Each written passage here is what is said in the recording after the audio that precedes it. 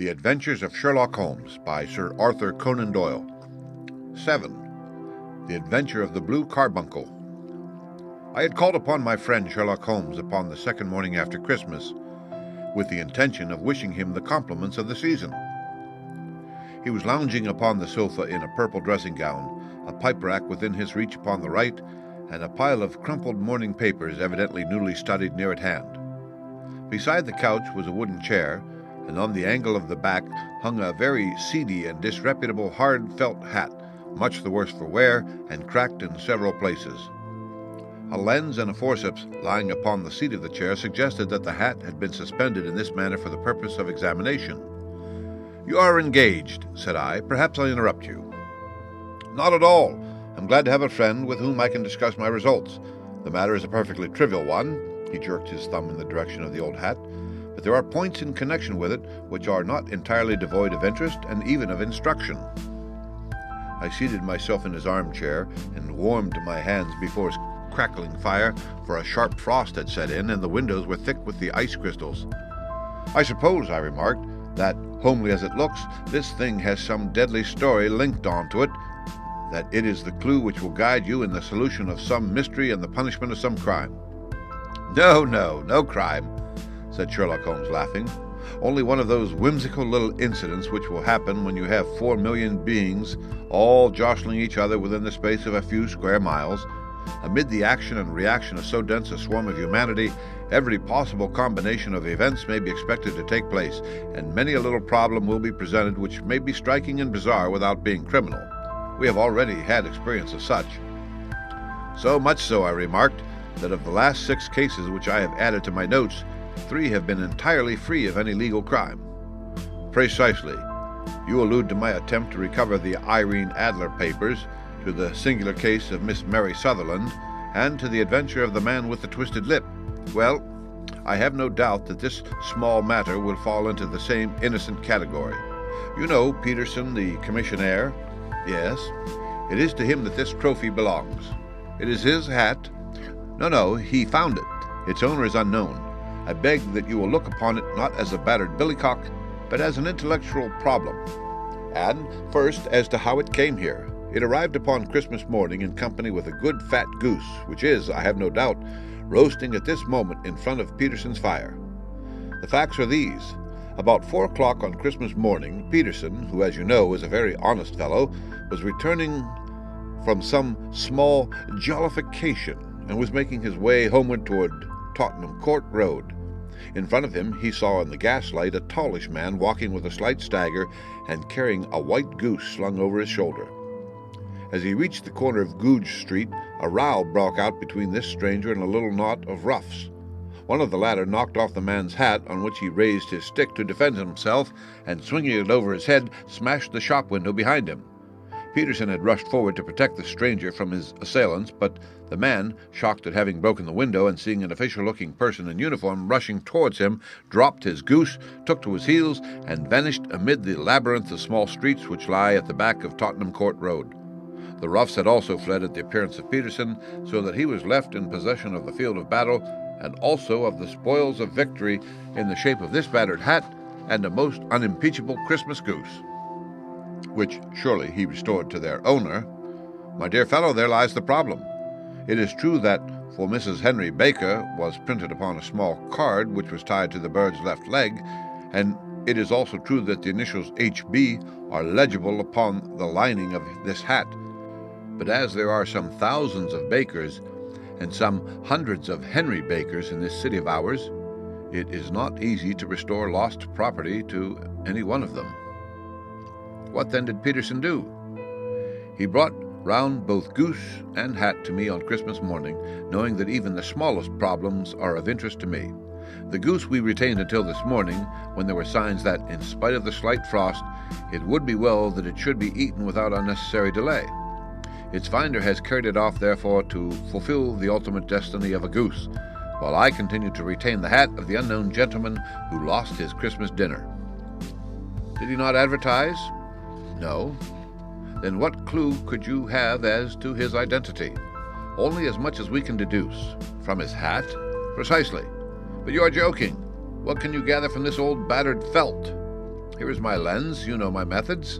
What can you gather yourself as to the individuality of the man who has worn this article?" I took the tattered object in my hands and turned it over rather ruefully. It was a very ordinary black hat of the usual round shape, hard and much the worse for wear. The lining had been of red silk, but was a good deal discolored.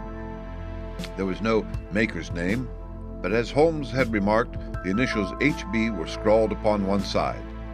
It was pierced in the brim for a hat secure, but the elastic was missing. For the rest, it was cracked, exceedingly dusty, and spotted in several places, although there seemed to have been some attempt to hide the discolored patches by smearing them with ink. "I can see nothing," said I, handing it back to my friend. "On the contrary, Watson, you can see everything. You fail, however, to reason from what you see. You are too timid in drawing your inferences. Then pray tell me what it is that you can infer from this hat." He picked it up and gazed at it in the peculiar introspective fashion which was characteristic of him. "It is perhaps less suggestive than it might have been," he remarked, "and yet there are a few inferences which are very distinct, and a few others which represent at least a strong balance of probability. That the man was highly intellectual is of course obvious upon the face of it, and also that he was fairly well-to-do within the last 3 years, although he has now fallen upon evil days. He had foresight, but has less now than formerly, pointing to a moral retrogression which, when taken with the decline of his fortunes, seems to indicate some evil influence, probably drink, at work upon him. This may account also for the obvious fact that his wife has ceased to love him." "My dear Holmes!" "He has, however, retained some degree of self-respect," he continued, disregarding my remonstrance. "He is a man who leads a sedentary life, goes out little, is out of training entirely, is middle-aged, has grizzled hair, which he has had cut within the last few days, and which he anoints with lime cream. These are the more patent facts which are to be deduced from his hat. Also, by the way, that it is extremely improbable that he has gas laid on in his house." "You are certainly joking, Holmes." "Not in the least. Is it possible that even now, when I give you these results, you are unable to see how they are attained? I have no doubt that I am very stupid, but I must confess that I am unable to follow you. For example, how did you deduce that this man was intellectual?" For answer, Holmes clapped the hat upon his head. It came right over the forehead and settled upon the bridge of his nose. "It is a question of cubic capacity," said he. "A man with so large a brain must have something in it." "The decline of his fortunes, then?" "This hat is 3 years old. These flat brims curled at the edge came in then. It is a hat of the very best quality. Look at the band of ribbed silk and the excellent lining. If this man could afford to buy so expensive a hat 3 years ago, and has had no hat since, then he has assuredly gone down in the world." "Well, that is clear enough, certainly. But how about the foresight and the moral retrogression?" Sherlock Holmes laughed. "Here is the foresight," said he, putting his finger upon the little disc and loop of the hat secure. "They are never sold upon hats. If this man ordered one, it is a sign of a certain amount of foresight, since he went out of his way to take this precaution against the wind. But since we see that he has broken the elastic and has not troubled to replace it, it is obvious that he has less foresight now than formerly, which is a distinct proof of a weakening nature. On the other hand, he has endeavored to conceal some of these stains upon the felt by daubing them with ink, which is a sign that he has not entirely lost his self-respect." "Your reasoning is certainly plausible. The further points, that he is middle-aged, that his hair is grizzled, that it has been recently cut, and that he uses lime cream, are all to be gathered from a close examination of the lower part of the lining. The lens discloses a large number of hair ends, clean cut by the scissors of the barber. They all appear to be adhesive, and there is a distinct odor of lime cream. This dust, you will observe, is not the gritty gray dust of the street, but the fluffy brown dust of the house, showing that it has been hung up indoors most of the time, while the marks of moisture upon the inside are proof positive that the wearer perspired very freely and could therefore hardly be in the best of training." "But his wife, you said that she had ceased to love him." "This hat has not been brushed for weeks. When I see you, my dear Watson, with a week's accumulation of dust upon your hat, and when your wife allows you to go out in such a state, I shall fear that you also have been unfortunate enough to lose your wife's affection." "But he might be a bachelor." "Nay, he was bringing home the goose as a peace offering to his wife. Remember the card upon the bird's leg." "You have an answer to everything. But how on earth do you deduce that the gas is not laid on in his house? One tallow stain, or even two, might come by chance, but when I see no less than 5, I think that there can be little doubt that the individual must be brought into frequent contact with burning tallow, walks upstairs at night, probably with hat in hand and a guttering candle in the other. Anyhow, he never got tallow stains from a gas jet. Are you satisfied? Well, it is very ingenious, said I, laughing, but since, as you said just now, there has been no crime committed and no harm done save the loss of a goose, all this seems to be rather a waste of energy. Sherlock Holmes had opened his mouth to reply when the door flew open and Peterson, the commissionaire, rushed into the apartment with flushed cheeks and the face of a man who is dazed with astonishment. "The goose, Mr. Holmes! The goose, sir!" he gasped. "Eh? What of it, then? Has it returned to life and flapped off through the kitchen window?" Holmes twisted himself round upon the sofa to get a fairer view of the man's excited face. "See here, sir! See what my wife found in its crop!" He held out his hand and displayed upon the center of the palm a brilliantly scintillating blue stone, rather smaller than a bean in size, but of such purity and radiance that it twinkled like an electric point in the dark hollow of his hand. Sherlock Holmes sat up with a whistle. "By Jove, Peterson," said he, "this is treasure trove indeed. I suppose you know what you have got." "A diamond, sir, a precious stone. It cuts into glass as though it were putty." "It's more than a precious stone. It is the precious stone." "Not the Countess of Morcar's blue carbuncle," I ejaculated. "Precisely so. I ought to know its size and shape, seeing that I have read the advertisement about it in the Times every day lately. It is absolutely unique, and its value can only be conjectured, but the reward offered of £1,000 is certainly not within a 20th part of the market price."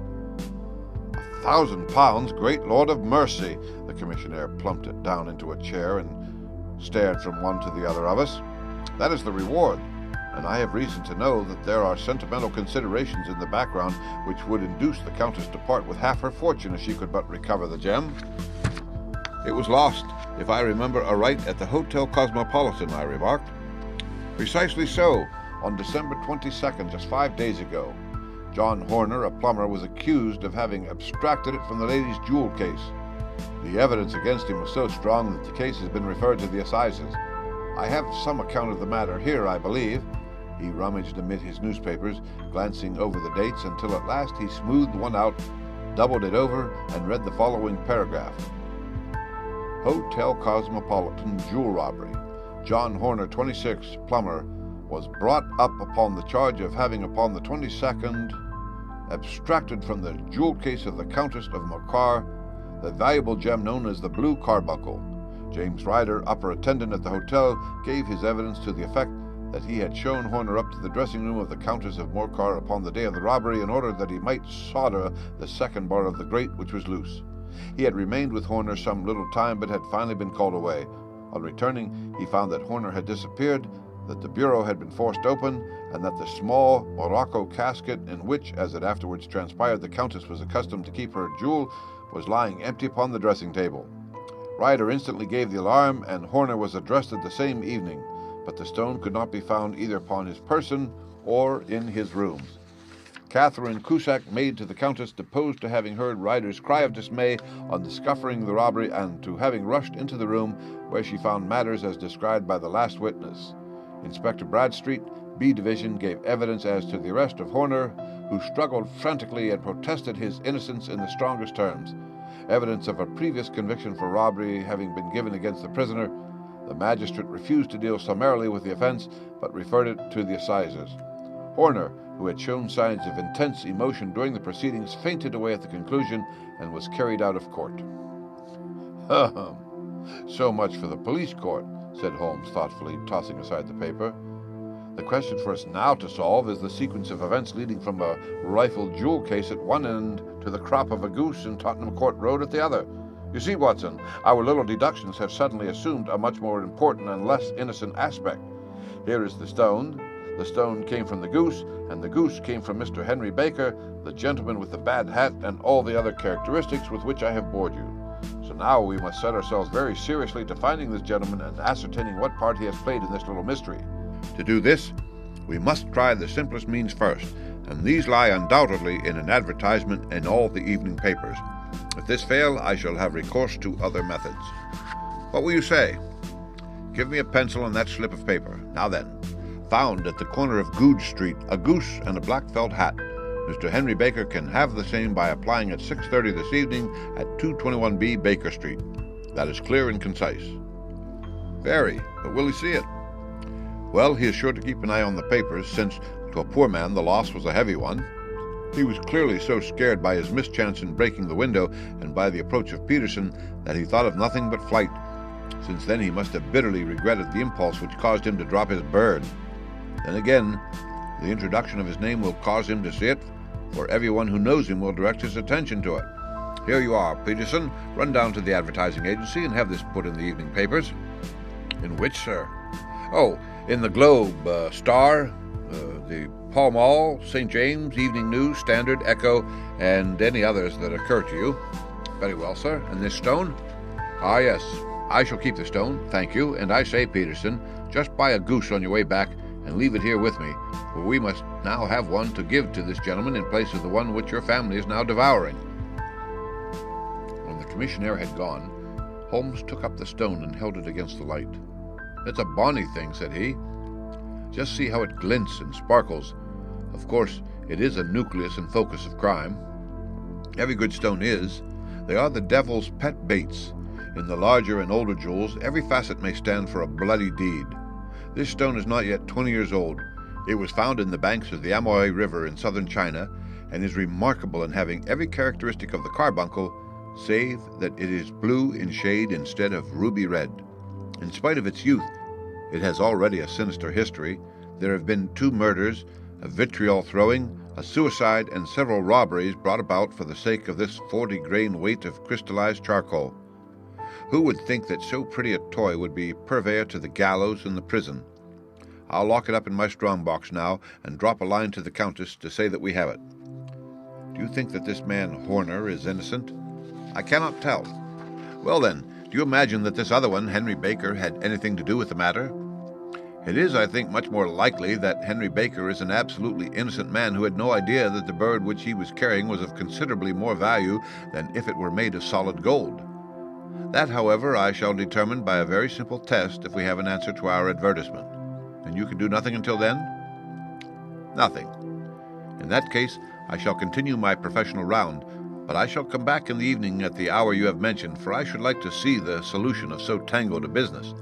Very glad to see you. I dine at 7. There is a woodcock, I believe. By the way, in view of recent occurrences, perhaps I ought to ask Mrs. Hudson to examine its crop. I had been delayed at a case, and it was little after 6:30 when I found myself in Baker Street once more. As I approached the house, I saw a tall man in a Scotch bonnet with a coat which was buttoned up to his chin, waiting outside in the bright semicircle which was thrown from the fanlight. Just as I arrived, the door was open, and we were shown up together to Holmes' room. "Mr. Henry Baker, I believe," said he, rising from his armchair and greeting his visitor with the easy air of geniality which he could so readily assume. "Pray take this chair by the fire, Mr. Baker. It is a cold night, and I observe that your circulation is more adapted for summer than for winter. Ah, Watson, you have just come at the right time. Is that your hat, Mr. Baker?" "Yes, sir." "That is undoubtedly my hat." He was a large man with rounded shoulders, a massive head, and a broad, intelligent face, sloping down to a pointed beard of grizzled brown. A touch of red in nose and cheeks, with a slight tremor of his extended hand, recalled Holmes' surmise as to his habits.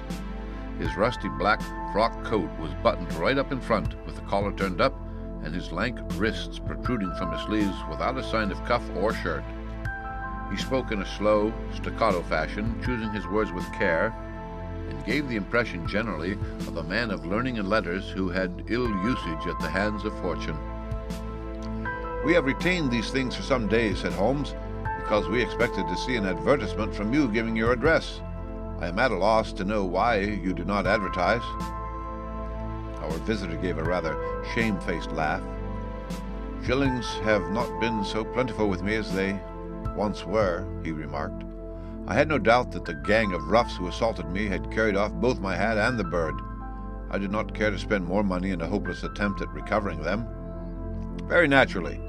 By the way, about the bird, we were compelled to eat it. To eat it? Our visitor half rose from his chair in his excitement. Yes, it would have been of no use to anyone had we not done so. But I presume that this other goose upon the sideboard, which is about the same weight and perfectly fresh, will answer your purpose equally well?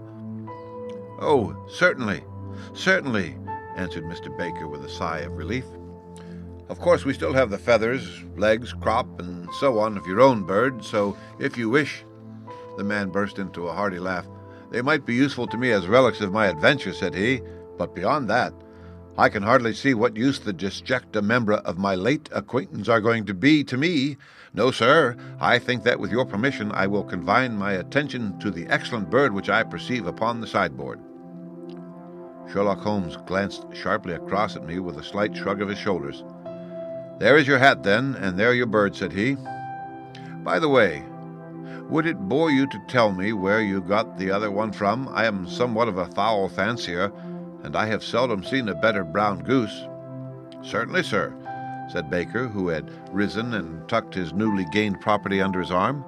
There are a few of us who frequent the Alpha Inn near the museum. We are to be found in the museum itself during the day, you understand. This year our good host, Windigate by name, instituted a goose club, by which, on consideration of some few pence every week, we were each to receive a bird at Christmas. My pence were duly paid, and the rest is familiar to you. I am much indebted to you, sir, for a Scotch bonnet is fitted neither to my years nor my gravity.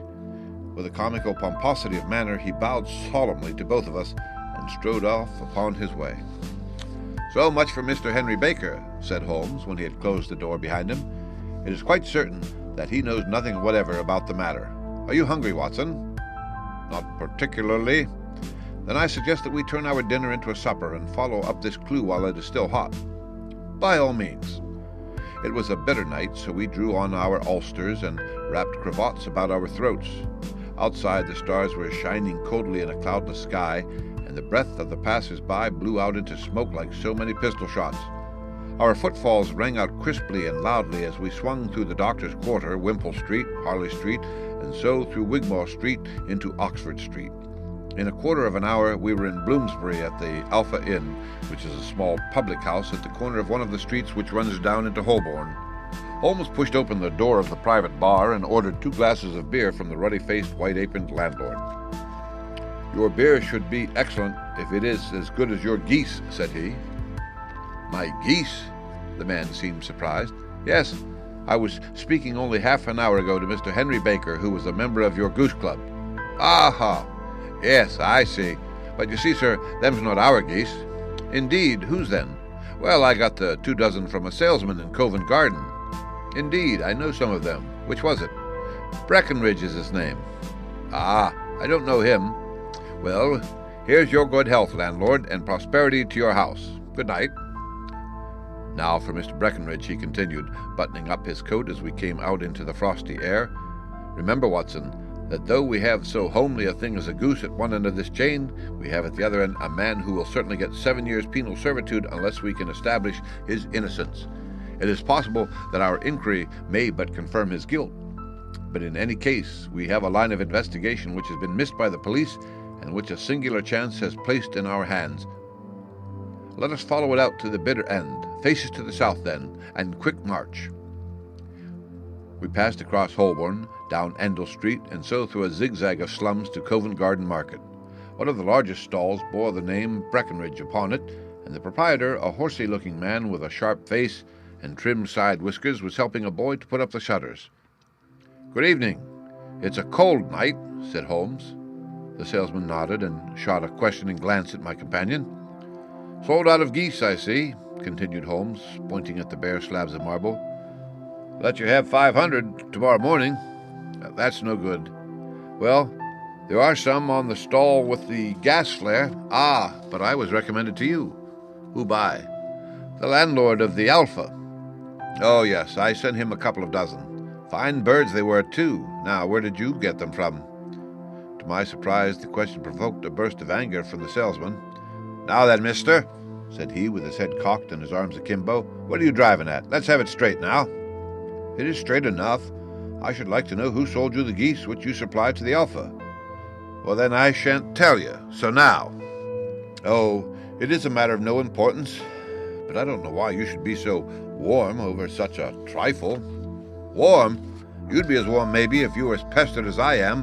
When I pay good money for a good article, there should be an end to the business. But it's, where are the geese, and who did you sell the geese to, and what will you take for the geese?" One would think they were the only geese in the world to hear the fuss that is made over them. "Well, I have no connection with any other people who have been making inquiries," said Holmes carelessly. "If you won't tell us the bet is off, that is all. But I'm always ready to back my opinion on a matter of fowls, and I have a fiver on it that the bird I ate is a country bred." "Well, then, you've lost your fiver, for it's town bred," snapped the salesman. "It's nothing of the kind." "I say it is." "I don't believe it. Do you think you know more about fowls than I, who have handled them ever since I was a nipper? I tell you all those birds that went to the Alpha were town bred." "You'll never persuade me to believe that. Will you bet, then?" "It's merely taking your money, for I know that I am right, but I'll have a sovereign on you just to teach you not to be obstinate." The salesman chuckled grimly. "Bring me the books, Bill," said he. The small boy brought round a small, thin volume and a great, greasy-backed one, laying them out together beneath the hanging lamp. "Now then, Mr. Cocksure," said the salesman, "I thought that I was out of geese, but before I finish, you'll find that there is still one left in my shop. You see this little book? Well, that's the list of the folk from whom I buy. Do you see? Well, then, here on this page are the country folk, and the numbers after their names are where their accounts are in the big ledger. Now then, you see this other page in red ink? Well, that is a list of my town suppliers. Now, look at that third name." "Just read it out to me." "Mrs. Oakshott, 117 Brixton Road, 249, read Holmes. "Quite so. Now turn that up in the ledger." Holmes turned to the page indicated. "Here you are. Mrs. Oakshott, 117 Brixton Road, egg and poultry supplier. Now then, what's the last entry?"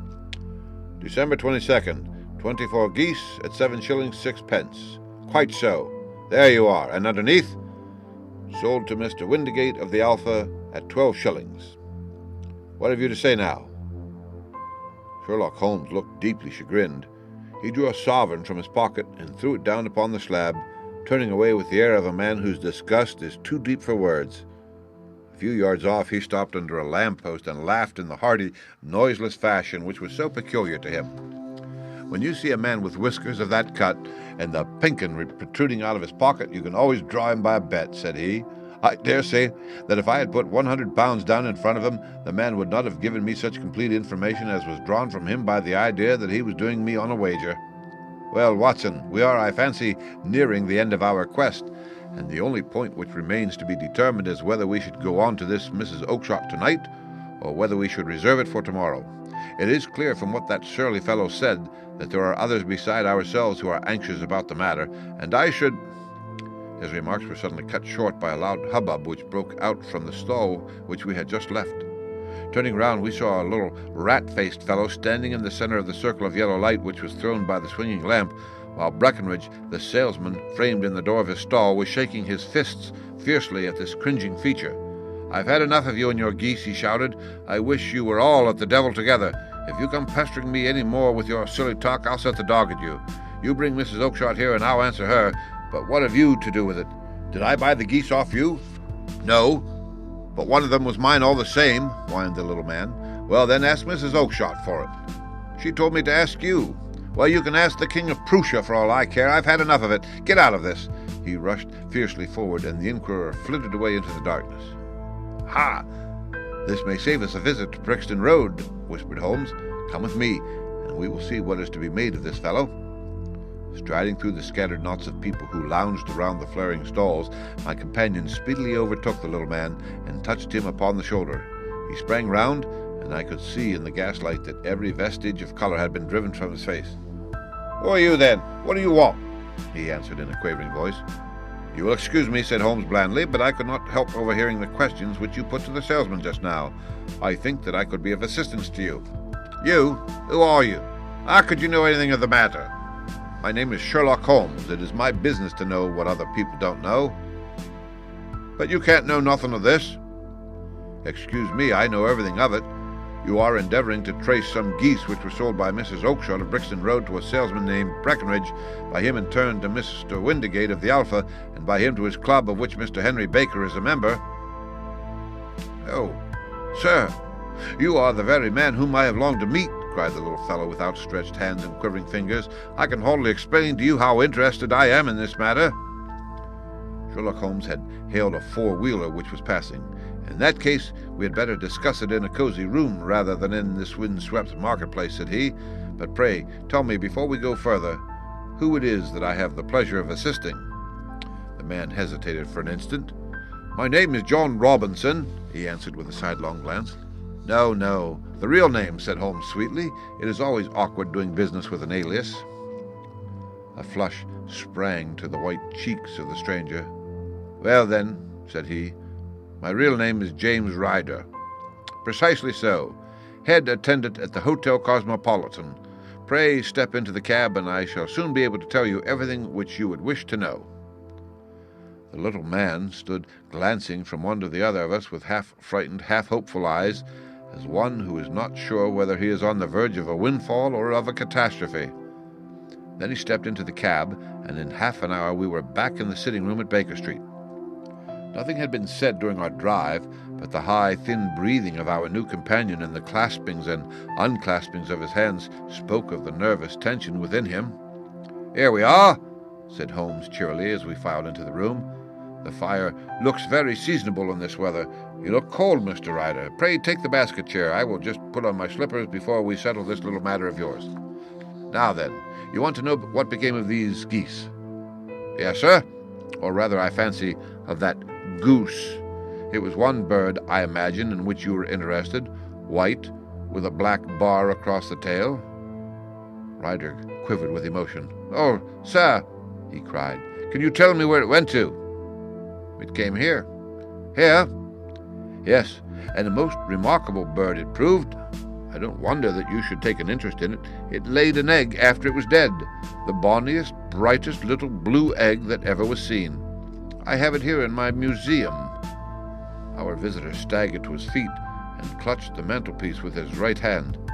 Holmes unlocked his strong-box and held up the blue carbuncle, which shone out like a star, with a cold, brilliant, many-pointed radiance.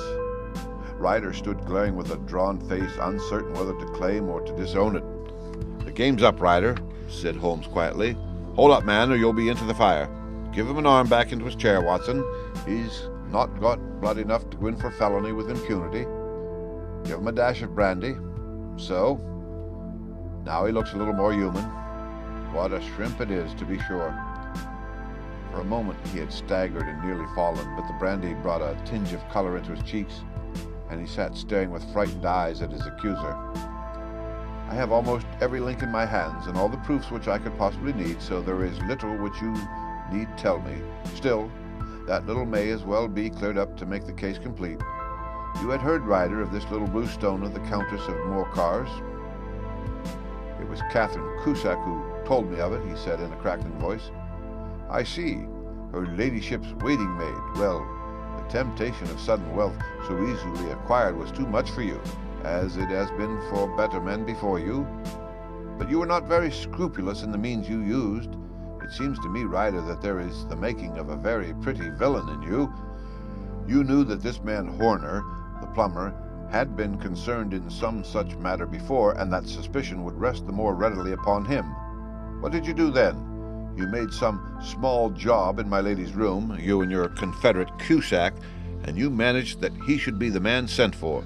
Then, when he left, you rifled the jewel case, raised the alarm, and had this unfortunate man arrested. You then—" Ryder threw himself down suddenly upon the rug and clutched at my companion's knees.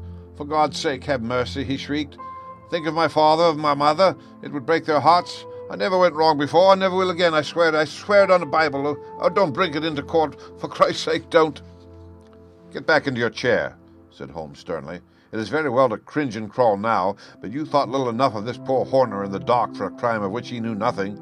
I will fly, Mr. Holmes. I will leave the country, sir. Then the charge against him will break down." "We will talk about that. And now let us hear a true account of the next act. How came the stone into the goose, and how came the goose into the open market? Tell us the truth, for there lies your only hope of safety." Ryder passed his tongue over his parched lips. "I will tell you it just as it happened, sir," said he. "When Horner had been arrested, it seemed to me that it would be best for me to get away with the stone at once, for I did not know at what moment the police might not take it into their heads to search me in my room. There was no place about the hotel where it would be safe. I went out as if on some commission, and I made for my sister's house. She had married a man named Oakshott and lived in Brixton Road, where she fattened fowls for the market, and all the way there every man I met seemed to me to be a policeman or a detective, and for all that it was a cold night. The sweat was pouring down my face before I came to the Brixton Road. My sister asked me what was the matter and why I was so pale, but I told her that I had been upset by the jewel robbery at the hotel. And then I went into the backyard and smoked a pipe and wondered what it would be best to do. I had a friend once called Maudsley, who went to the bad and has just been serving his time in Pentonville. One day he had met me and fell into talk about the ways of thieves and how they could get rid of what they stole.